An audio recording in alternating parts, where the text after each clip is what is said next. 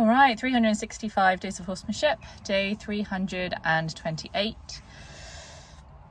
Not too bad of a day today, not too bad. Feel like I made a lot of mistakes, but I also learned a lot of lessons. So that's good. I think the biggest challenge for me probably today was what happened to me sort of following the fact that I wanted to film. I am aware that I was having a conversation with someone about Elsa's sort of handprint game and working on enjoyment at the touching distance. And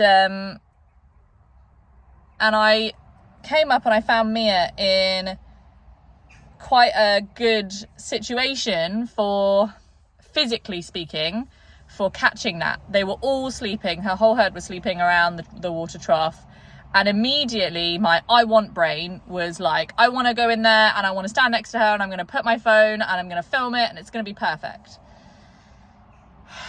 Obviously that didn't work out.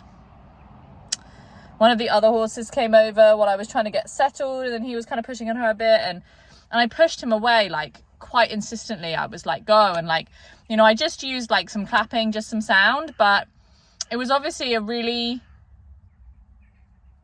disruptive decision because everyone then woke up and were like, yeah, okay, we're not doing this sleeping thing anymore. And I'd already kind of interrupted the flow by like walking straight on in there with like this big old purpose. And that was frustrating, and it brought up all this guilt and excuse me, and like self-esteem stuff, and like, oh, I'm just rubbish, like I'm no good at this, like I'm useless, I've been doing this for so long and I'm still making these like silly decisions, like why am I doing this, and like a whole bunch of stuff just immediately came up. And I did manage to, so what I then ended up going into was the dancing into a category change. Basically, didn't get one. And I think part of the reason that she was so shut down, and I sort of wanted to, there was a part of my brain that was saying to me, you should probably just take smaller focus changes on this today. You should probably just take small changes. But it wasn't something that I felt was in my like remit.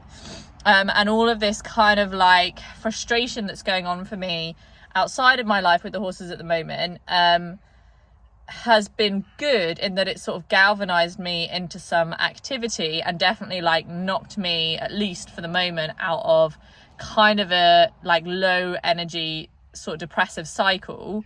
But at the same time, it has also made me more self-focused, which is good in a sense, because I think it's something that I've not openly allowed myself to do and allowed myself to examine myself when I'm in that state of mind before. So I wasn't really able to like take those smaller focus changes today. I just wasn't like mentally in the right place. I really wanted that category change. Even though I know that actually the kind of taming wild approach, as I understand it, would be to come back down to where the horse is at, and take what we can get for the day.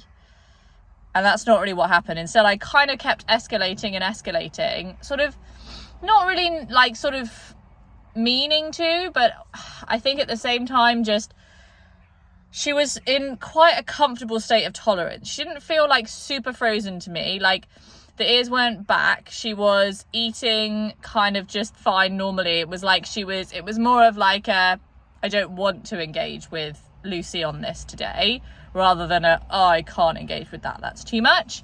And so I kept escalating to practicing mounting, and I swung my leg up over her back, and I was sort of like practicing just like jumping up with one leg.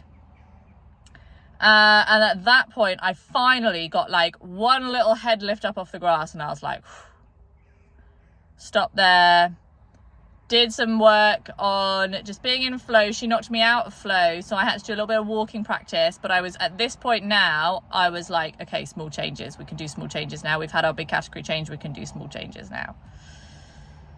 And eventually got a little bit of a blowout, left it there, a little bit of a... So left it there. And it was good. That was good. I wasn't like super happy with the session because it had taken so long to get the category change, and I'd felt like I'd ended up a little bit in assistant leadership, and I was just like unsure really about how I felt like ethically about the whole thing. And then I went to Lawrence, kind of the same situation again, in that he was kind of like standing in one spot, and I'm like, oh my god, maybe I could like do handprint with Lawrence and film it. So we did all the setup again, and I think again like that extra pressure really frustratingly just made me kind of push, and my timing fell apart with that extra pressure. And yeah, so he tolerated the dancing for a while, and then I didn't do actually much dancing with him because he was doing quite a lot of focus changes. So I was just working on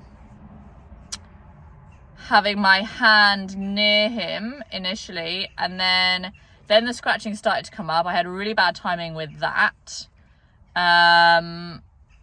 where I was basically answering his demands instead of anything else. And then he started pushing into me, and then I decided that if he's pushing into me, then my response is pushing into him, and we're going to go to like our dancing pattern. And then that became quite overwhelming for him, I think, because there was this element of frustration coming from me, I think, and also I think he was quite like surprised by the energy. And yeah, we eventually got to a good place where I had like put my hand on, taken it off, and he had like a good focus change and lick and a chew. I went to leave, and he looked back at me, and then stupidly I went back to him for a nose touch, and then he pushed on me again, and then I had to go back to this whole like, and then he leaves again, and oh my goodness. So yeah, so I got another focus change. I had to kind of like keep running around and like coming in and doing my dancing and high energy and whatever. And eventually he did, I kind of settled it after a while, and he did have a bit of a focus change, but there was a little bit of tightness and tension. But I left it there because I didn't want to get another cycle. And I think overall, the kind of realization that I came to across the whole day, and I think something that's been building in me for a while as well, that kind of came together today, is that if I look at myself from the perspective of like relational intelligence and how I deal with interactions with others, I can have a tendency to be one of two extremes. There's either the extreme people pleaser or the extreme passive or submissive, where in order to gain affection, attention, connection, attunement, I will sacrifice my needs in order to follow someone else's needs. Be that Lawrence's scratching, Mia's whatever.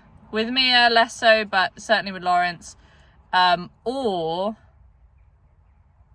there's this extreme, now we're doing what I want to do. And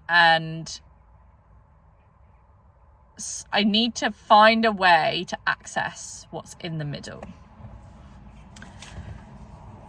So that's a good realization to have. It's a hard one. And I think potentially the pathway is trying to, because I've done a lot of the extreme end people pleasing kind of like passivity, and I think what I need to do now is especially considering that my version of, you know, I mean, me jumping around next to him and touching my hand on him, it's not a massive amount of pressure. It's not. Nothing in that is painful, and nothing in that is something that he couldn't run away from if he was so inclined. And it's the same with Mia. You know, there's nothing that I'm doing to them where I'm trapping them against a fence or putting them in a small area or preventing them from leaving. So my idea of putting a lot of pressure on, I actually think I need to allow myself to go there to learn, because I think it's important now at this point. The fastest way I think for me to learn at this point is going to be to try to come in with a very determined plan of how I get to where I want to be, and I try to slow it down enough to understand how to compromise between us, rather than this sort of like coming from the bottom up that I've been doing before. I almost feel like I've slipped into this pattern of begging rather than asking questions that get a yes answer. It's like, oh, please, will you do this for me? Which actually psychologically is kind of insistent anyway.